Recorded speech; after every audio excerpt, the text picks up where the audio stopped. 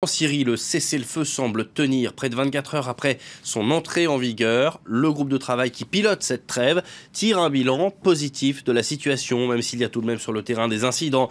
Alors que le cessez-le-feu ne concerne pas la lutte contre l'organisation État islamique, eh bien même la Russie a suspendu ses frappes pour éviter toute erreur. Résumé de la journée avec Florent Rodeau. Les rues de Homs, plongées dans un silence inhabituel. Pour la première fois depuis des mois, ces Syriens ont pu se réveiller dans le calme et non pas au bruit du passage des avions. Dans le nord du pays, à Alep, le même calme précaire. Si quelques tirs ont été signalés dans la ville, aucun incident majeur n'est venu pour l'instant troubler la fragile trêve. Un soulagement pour ces Syriens, épuisés par des mois de bombardements et d'intenses combats. C'est assez calme pour le moment. Les gens avaient peur, mais ils commencent à descendre dans les rues et elles sont pleines de monde. J'espère que c'est le début de quelque chose de bien.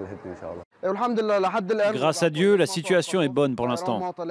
Il n'y a pas eu de bombardement et on n'a pas vu d'avion. Même son de cloche à Damas, où a pourtant eu lieu l'unique incident notable depuis l'instauration de la trêve vendredi à minuit. Une dizaine d'obus s'est abattu sur le quartier des Abbassides, mais cela n'a pas été considéré comme une violation du cessez-le-feu. Malgré cet épisode, les habitants de la capitale syrienne se montrent plutôt optimistes quant à la réussite de cette trêve. C'est la première fois depuis le début du conflit qu'on se sent en sécurité dans le pays. C'est le début de la solution, ce n'est pas la solution définitive. C'est le chaos, il y a beaucoup de problèmes, mais c'est une première étape.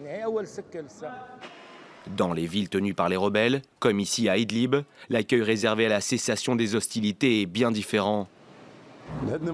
Ce cessez-le-feu ne durera pas. Le régime va violer la trêve et bombarder des civils. Initié par Moscou et Washington, le cessez-le-feu ne concerne que les zones de combat entre les forces du régime appuyées par Moscou et les rebelles syriens. Les territoires contrôlés par les djihadistes du groupe État islamique et du front Al-Nosra, au bas mot 50% du territoire, ne sont eux pas concernés.